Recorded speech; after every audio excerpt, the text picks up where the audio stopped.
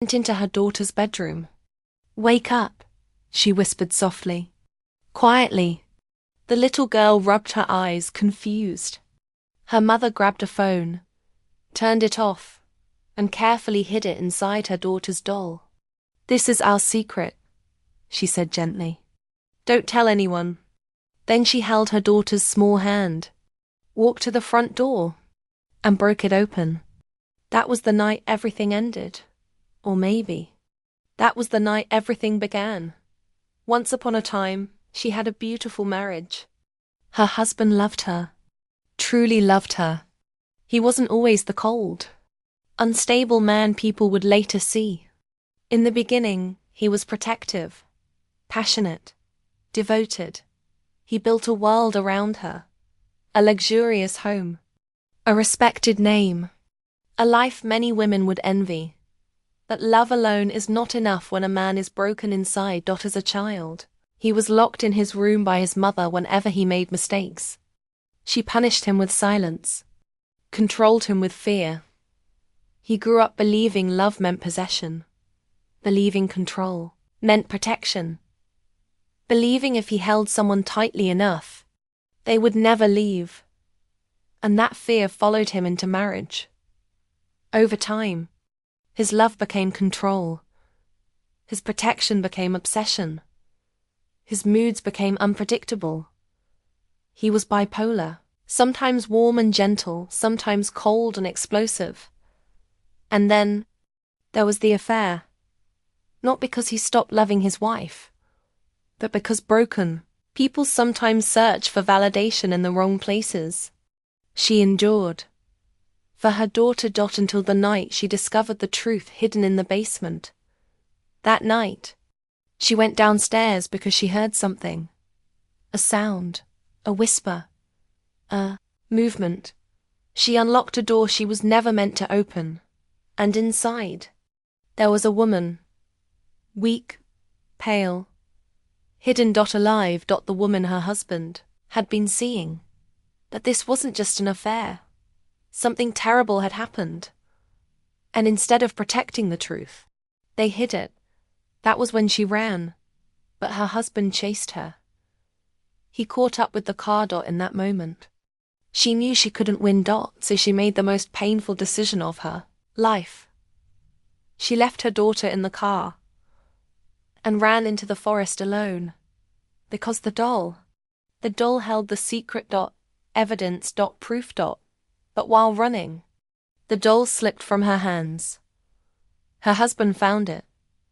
He returned home, believing she was gone, believing he still had control. But she kept running. Until headlights blinded her.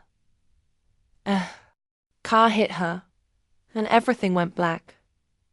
The man who hit her was a well-known facial plastic surgeon. Calm, intelligent, observant. He took her to the hospital. Immediately. She had no identification. No phone. No name. When she woke up, her first words were not fear. They were instructions. Don't call the police. He hesitated, but something in her eyes told him she wasn't lying. The next day, he had an important hospital ceremony. The main sponsor of the event was a powerful businessman. Her husband. She disguised herself as a waitress and entered the event. Her heart almost stopped when she saw her daughter. She tried to take her, but security recognized her, and someone else saw everything. Mother in law. That woman had always hated her. Cold, calculating. When she checked the security footage from the night of the escape, she understood. Her daughter-in-law knew the basement secret, and if she spoke, everything would collapse.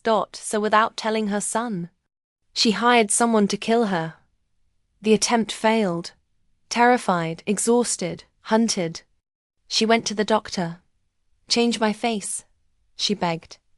"If you don't, I will kill myself."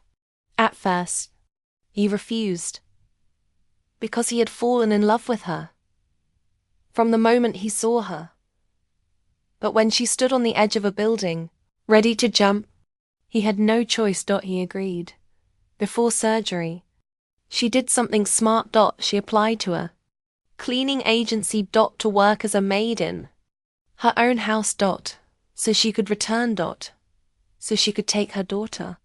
When the time was right, the surgery was successful. Her face changed. Her voice adjusted. But when she woke up, she didn't remember who she was. Memory loss. Complete. She looked into the mirror and saw a stranger. The doctor believed her completely. Her brother visited the hospital. When he learned she lost her memory, he made the doctor promise, "Don't tell her who she was." Maybe it was safer that way. Then the cleaning agency called. Didn't understand why she had applied. But something inside her told her to go. Maybe she would remember. So she returned. As a maid. In her own home. The house felt familiar, but painful. Her daughter felt close, distant. Her husband looked at her strangely, and she began to doubt herself. Small memories started returning. Moments. Fragments. She thought maybe she had been his mistress. Maybe she destroyed this family. Maybe she was the reason everything fell apart.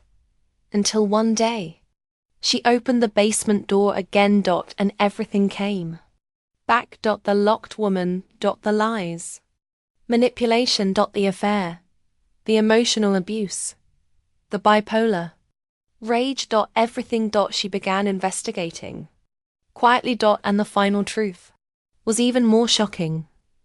The woman in the basement was the doctor's sister. She had come from London. Something happened. She fell. Instead of taking her to the hospital immediately, they hid her to avoid scandal. When the doctor realized the truth, something clicked. Her perfume. The way she touched her hair. The way she looked at him. She wasn't just a stranger. She was the wife. He took the child, tried to escape with her.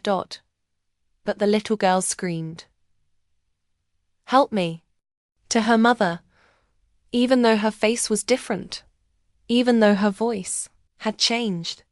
Children don't recognize faces.